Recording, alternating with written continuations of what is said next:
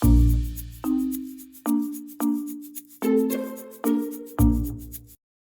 everyone, Inat Kessler here with a new video tutorial, and today I'm going to show you how I plan a printable kit to create more projects and really make sure that I use it fully. So have you ever downloaded a printed beautiful kit and looked through all the pages and got excited about it and then had no idea where to start? So I think most of us did that, and the problem is usually not the lack of ideas. It's just that we're looking at dozens of papers and tags and embellishments and things and decorative elements all at once, and it can be a little bit overwhelming. So actually, over the years, I developed a simple planning process that helps me break a kit down into manageable pieces before I can start creating.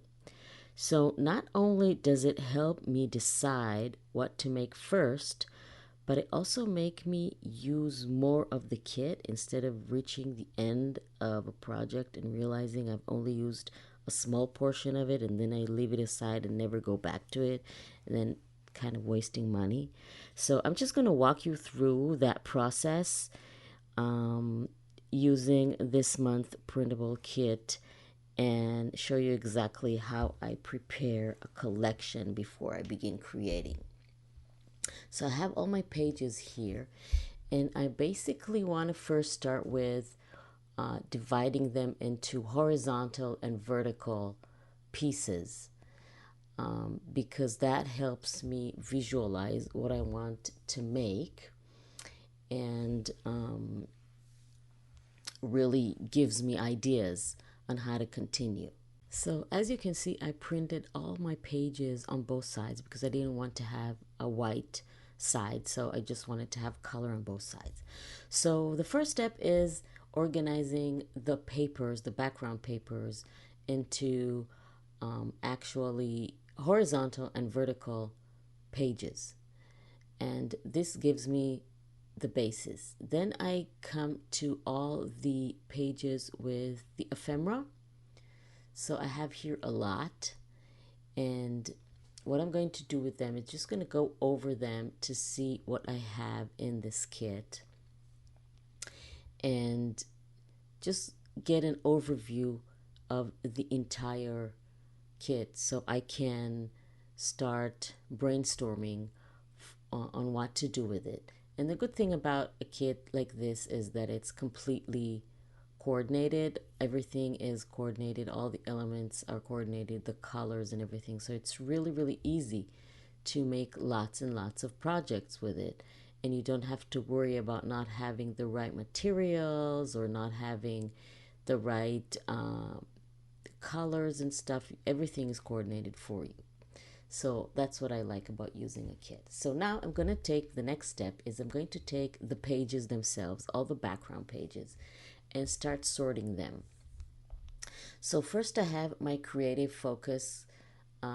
This is a ready-made project printed, so I can just put that aside because that is not something that I need to worry about. I have it all coordinated and cut for me, so I'm just going to put that aside, my creative focus project. Next, I have all the pages that I need to go through and decide what I want to do with this kit. Do I want to make cards? Do I want to make a junk journal? Do I want to make a mini album? I can make all of them, but I need to start narrowing down all the pages to projects. So I want to make little piles of what I want to use for each of the pages. So I want to find the signature pages first because those will be sort of my focal points of any projects that I'm going to make. So I want to put them aside. So this is one of the pages. And I'm also going to see if I have something in the vertical pages and see if I can mix and match all those pages. So this planning process requires you to think ahead of what you want to make. So basically, I've decided from this kit, I want to make a really cool junk journal. So you need to think about one main large project that you're going to use a lot of the papers for. So, and then come up with additional smaller projects of the papers that you have you have remaining.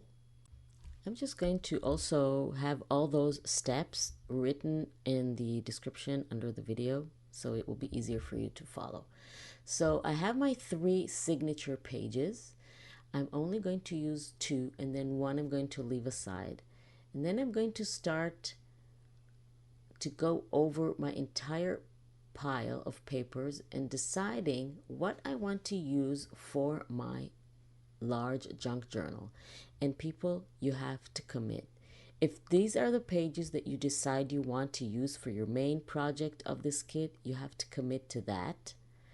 And you have to use all the papers and just those papers. Otherwise, all your planning will be useless, because if you start, breaking that planning, then you're either going to left with not enough papers or too many papers that you haven't used.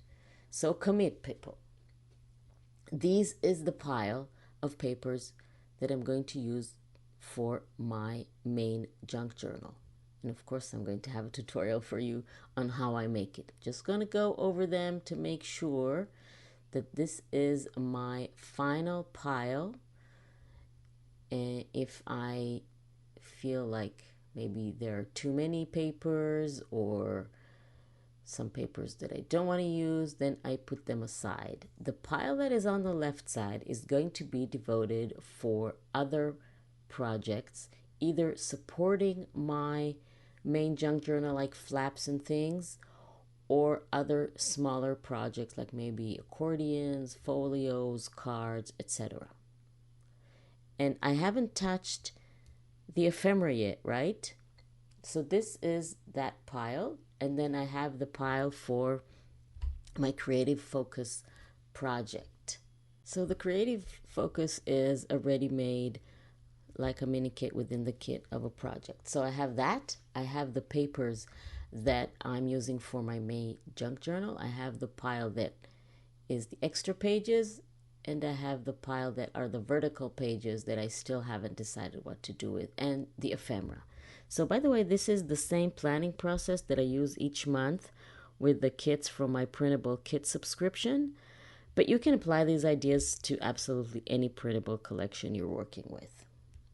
So the next step is to cut out all the ephemera, and you have a lot of that, so you need to cut everything, because the next step is to start working and deciding what to add or what to make of those ephemera pieces. So it will be easier for you to do that if you cut them all out and have them ready in little piles. So what I do is I have like a bin that I put everything in, all the piles of papers that I have, and little bags with all the ephemera pieces cut and organized by themes. And then I cut all the ephemera and just divide it into tags, frames, words and phrases, fussy cuts, all kinds of journaling cards, all the types of ephemera that I have. And then I also have, like always, one empty bag for ready-made little projects that I'm going to make, like clusters or paper clips or flaps or floating pockets or whatever I'm going to use the pieces for. And I always keep everything that I cut. So I have 2 piles. The left pile is all the strips that I cut from the edges of the creative focus project. And since they were double-sided, they are really good to keep because they are already have pattern on one side. And I always go over the pile of little paper scraps that I have from cutting all the ephemera. And since again I printed them on both sides, I always have one side with some kind of a color or pattern. So I keep the large pieces because these are really good for, you know, scrap paper. If you need something like you want to tear something and add it, you want to make little tiny paper clips or mini books or backgrounds. Or I always like to keep the large pieces of my scraps. I can always throw them again. I can always throw them later. So that left pile is whatever I decided to keep, and everything else, all the smaller, really smaller pieces, I'm going to throw away. So basically the next step, or the final step, is to start working.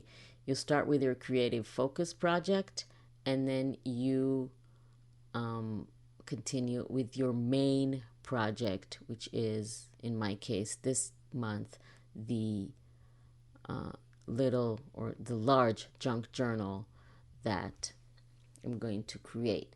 So I really hope that you like this tutorial and that you will follow this process. It's really easy to organize any printable kit like this. Thank you very much for joining me, and I will see you next time.